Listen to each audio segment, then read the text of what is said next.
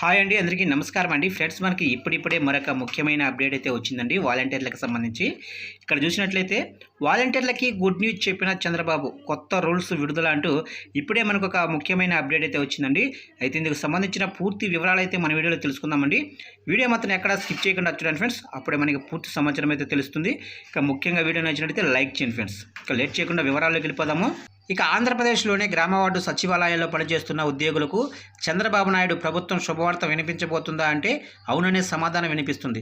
ఇక అధికారంలోకి వచ్చాక వాలంటీర్ల జీతాలను 10,000కు పెంచుతామని అసెంబ్లీ ఎన్నికల సమయంలో చంద్రబాబు స్వయంగా చెప్పిన సంగతి తెలిసిందే. ఇక జూన్ 12వ తారీఖున సీఎం చంద్రబాబు నాయుడు వాలంటీర్ల గురించి మాట్లాడుతూ వాలంటీర్లను ఎవరిని తొలగించేది లేదని చెప్పారు. వారికి నెలకు 10,000 ఇస్తామని చెప్పారు. అయితే ఎప్పటి నుంచి ఇస్తారో మాత్రం చెప్పలేదు. ఇక జూలై నుంచి ఇస్తారనే భావిస్తున్నారు. ఇక వాలంటీర్ ఉద్యోగాలకు అర్హులైన వారు 1994, 2003 మధ్య జన్మించి ఉండాలి.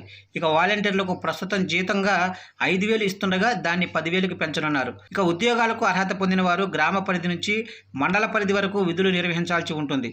ఇక ప్రతి గ్రామానికి సంక్షేమ నిధి ఏర్పాటు. ఇక పెన్షనర్లకు ఇచ్చే పెన్షన్లు బ్యాంకు ఖాతాలోనే జమ చేయడంపై పునరాలోచన. ఇక దేశవ్యాప్తంగా ఎన్నికల కోడ్ అమల్లోకి రావడంతో ఏపీలో వాలంటీర్లు ఏప్రిల్, మే నెలలో పెన్షన్ సైతం లబ్ధిదారులకు పంపిణీ చేయలేకపోయారు. మరోవైపు ఈసీ ఆదేశాలు రావడంతో వాలంటీర్లు ఎలాంటి ప్రభుత్వ కార్యక్రమాలలో పాల్గొనలేకపోవడం, ప్రచారం చేయడానికి వీలు కాకపోవడంతో సమస్య మొదలైంది. ఇక వైసీపీ తరపున ఎన్నికల ప్రచారం చేసిన వాలంటీర్లను ఈసీ ఆదేశాలతో కలెక్టర్లు, అధికారులు సస్పెండ్లు చేశారు. ఇక వైసీపీ కోసం పని చేయాలని భావించి స్వచ్ఛందంగా రాజీనామాలు కూడా చేశారు. ఇక రాజీనామా చేసి ఎన్నికల్లో వైసీపీ కోసం పనిచేశారు. ఇక జగన్ను మరొకసారి గెలిపించాలని ప్రచారం చేయడం తెలిసింది.